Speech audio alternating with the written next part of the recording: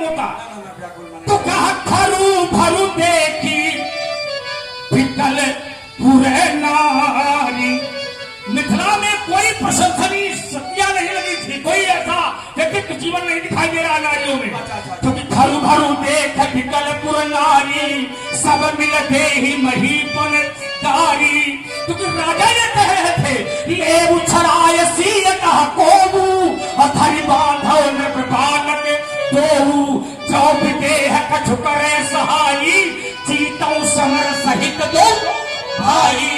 तो यहाँ प्रसन्न कहा है, मिथिला की नारी प्रसन्न कहा। खरू भरू देख पितलपुर नारी, सब विकल है, व्याकुल है। तो कोई धनुष तोड़ने के कारण विकल थोड़ी है, वो तो विकल इसलिए क्योंकि कुछ लोग कह रहे हैं कि ले उछड़ाय सीय का।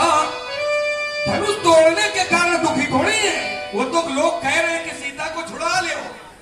मेरे चौपाई पड़ी है कि जो विदेह कछु करे सहाई, तो जीतव समर सहित दो भाई। तोड़े धनुष चाल नहीं सरई, और जीत हम ही कुंवरी को रही। तो यहाँ पर तो व्याकुल होने का कारण वो धनुष का टूटना नहीं है, व्याकुल होने का कारण उनकी अभद्रता है। कौन? जो दुष्ट राजा ये काम कर रहे हैं, उनकी अभद्रता के कारण है ना, पहली बात। दूसरी बात, धनुष टूटने के कारण तो बड़ा प्रसन्नता का वातावरण है हमारा। उसने कोई गलत थोड़ी किया है, अगर गलत किया होता तो मैं फिर एक आपको प्रमाण दे रहा हूं कि जिस समय धनुष तोड़ने वाले धनुष को तोड़ा तो शास्त्र कहता है कि कर ही आरती ये पुर नर। धनुष तोड़ने वाले की मिथिला के नर और नारियां आरती उतार रहे हैं। अब ईमानदारी से बताओ भैया, गलत काम करने वाले की को आरती उतारा था क्या? को आरती उतारी? अरे आरती छोड़ो, बाद में और कुछ है। कहते ही निछावरी। धनुष तोड़ने वाले की न्यौछावर उतार के दे रहे हैं। अब थोड़ा विचार करो, गलत काम करने वाले की कौन न्यौछावर उतार के देता है क्या? गलत काम करने वाले की कौन न्यौछावर उतार के थोड़ी देता है, गलत काम करने वाले को उतार के बोलिए लखनलाल की। समझ में आया? समझते नहीं हो बात को, निकल पड़ते हो रात को। पड़ेगा एक क्षण केवल एक चौपाई का उत्तर और करूं। आपने कहा धनुष तोड़ने वाले के कारण दृष्टि तब बदलेगी जब वो सामने आएगा।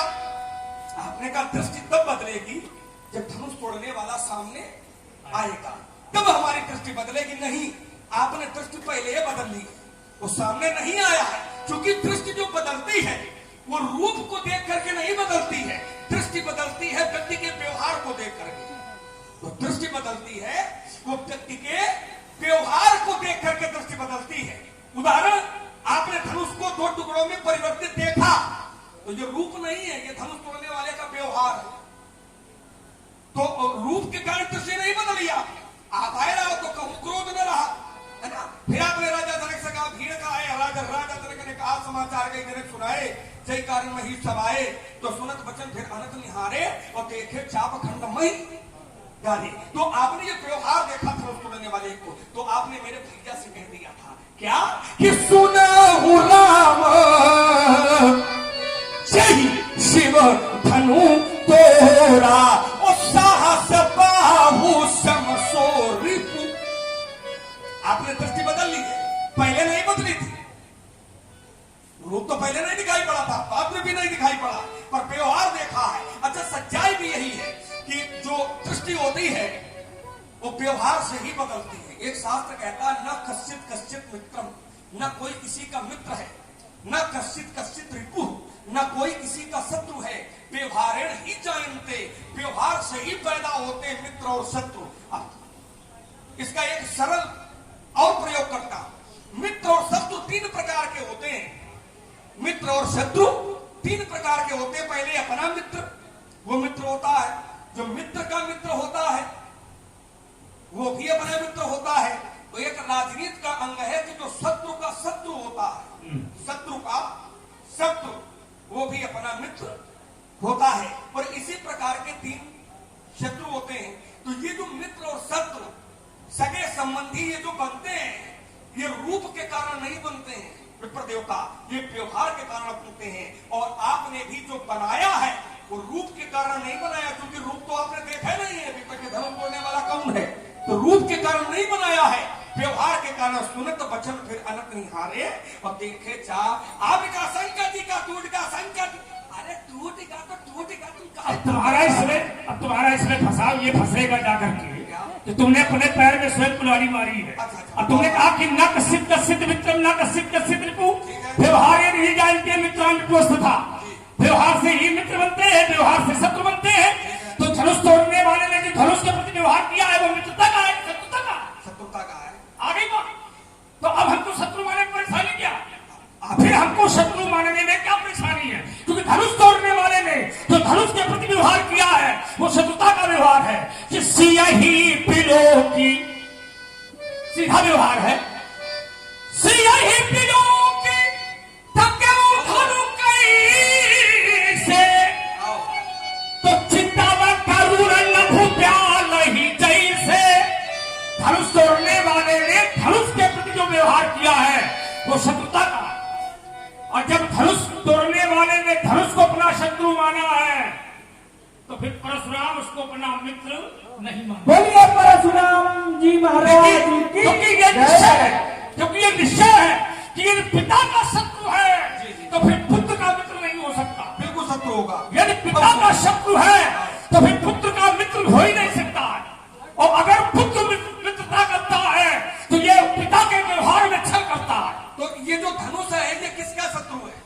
धनुष किसका शत्रु है? इसी में निकल रहा। देखिए आपने कहा जो पिता का शत्रु है वो मेरा मित्र नहीं हो सकता है। और धनुष तोड़ने वाले ने धनुष से शत्रुता का व्यवहार बनाया है। तो काहे बनाया है? काहे बनाया? क्योंकि कोई न कोई ऐसा उनसे जुड़ा हुआ है जिसके जो इस धनुष के कारण प्रताड़ित है, दुखी है। और कौन है? तो आपकी चौपाई का पहला शब्द कहता है क्या? किसी ही पिलो की। धनुष तोड़ने वाले ने सीता जी को व्याकुल देखा। तो सीता जी को व्याकुल काहे देखा? क्यों देखा? उसके मूल में यही है कि ये धनुष है या नहीं टूट रहा है, और ये धनुष नहीं टूटेगा तो सीता का विवाह नहीं होगा। और जब सीता का विवाह नहीं होगा तो ये अधर्म नहीं, ये धर्म नहीं, फिर ये अधर्म हो जाएगा। तो जो धनुष तोड़ने वाले ने किया है वो परोपकार किया है। जो धनुष तोड़ने वाले ने किया है वो परोपकार किया है। और जो परोपकारी होता है उसके लिए फरसा नहीं, उसके लिए आशीर्वाद बनता है। तो तुमने ये बात कह करके फिर एक बात अपनी रखी है कि परशुराम जी यदि धनुष नहीं टूटता है तो सीता का विवाह नहीं होता है। तो ये बात हमें हजम नहीं होगी। हजम? हाँ हजम। बात हजम बिल्कुल बात नहीं है हो रही तुम्हारी। अगर धनुष नहीं टूटेगा तो सीता का विवाह नहीं होगा। ये धनुष तोड़ने वाला देख रहा है नहीं है ना कि सिया ही बिलो तके धनु कैसे, क्योंकि सीता है व्याकुल देखी विपुल विकल बैठे ही। आराम से बोलो। हम ले रहा हूँ, सुन रहे हैं। अच्छे हम बिल्कुल सुनना पड़ेगा। हम गुस्सा में बोले तब भी सुनो। कोई बात नहीं, गुस्सा में नहीं, प्रसन्नता में सुन लो, लेकिन ईमानदारी तो बताओ। अब तुमने कहा कि यदि धनुष नहीं टूटेगा तो सीता का विवाह नहीं होगा। ऐसा नहीं हो सकता। ऐसा नहीं हो सकता। क्योंकि सीता को माता अम्बा ने वरदान दिया है, आशीर्वाद दिया है। क्या दिया है राशि?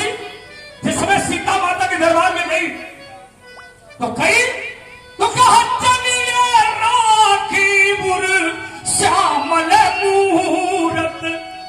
और कहा गई? गई भवानी भवन बहोरी। कहा गई? माता के दरबार में।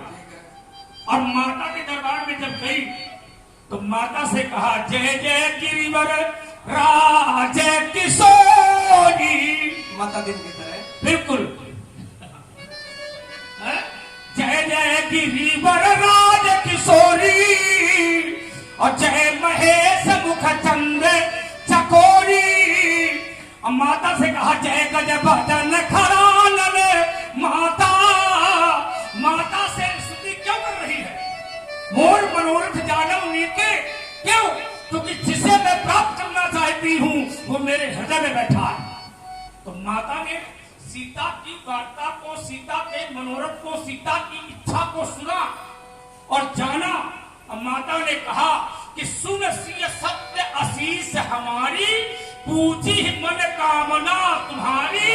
नारद बचन सदा सुचि साचा और सो पर मिली ही जा राजा मन जाई राजो मिली सोबर सहज सुंदर सावरो करुणा निधान सुजान शील स्नेह जानत रावणो। तो फिर सीधा सीधा माता ने दिया है, क्या तो माता का प्रदान, माता का आशीर्वाद झूठा हो जाएगा? आप नहीं समझ पा रहे, ये ऐसा हुआ है क्योंकि राजा जनक का प्रण था, सोई पुरारी को दंड कठोरा, राज समाज आज उचहि तोरा, तो त्रिभुवन जय समेत वैदेही, और बिनहि विचारी बरऊ हठ तेही। जो भी धनुष को तोड़ेगा उसके साथ मेरी बेटी का विवाह होगा। एक घटना मिथिला में ऐसी घटी कि पूरी सभा में कोई भी व्यक्ति धनुष को तोड़ नहीं पाया, तो राजा जनक ने कह दिया था, क्या कहा था व्यासी कि तजहु आस निज निज गृह जाहू, और लिखा न विधि वैदेही विवाह। सीता का विवाह विधाता ने नहीं लिखा, आपने कहा माता ने आशीर्वाद दे दिया, तो ये विषय दूसरा हो गया। माता ने आशीर्वाद दिया है कि तुम्हें वर मिलेगा, लेकिन जनक का प्रण है कि वर तुम्हें कैसे मिलेगा? तो जो इस धनुष को तोड़ेगा तो तुम्हें वर मिलेगा, अगर धनुष नहीं टूटेगा तो क्या मिलेगा? इसका मतलब माता जी ने भी धनुष तोड़वाने में बहुत कुछ सहयोग किया है। इसका मतलब माता जी ने भी धनुष तोड़वाने में सहयोग किया, चूंकि भाई आदि